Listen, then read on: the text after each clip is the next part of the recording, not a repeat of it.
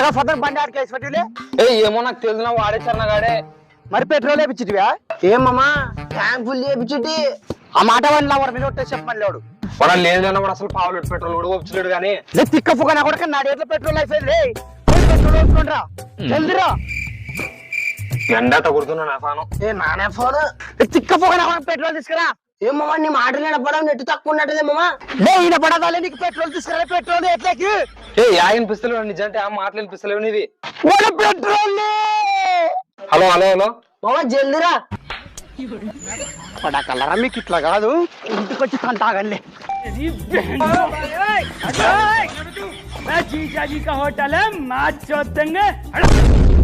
ఎండల్లో నాన్న చచ్చిపోతుంటే నీడ కూర్చొని పెట్రోల్ తేరాలి.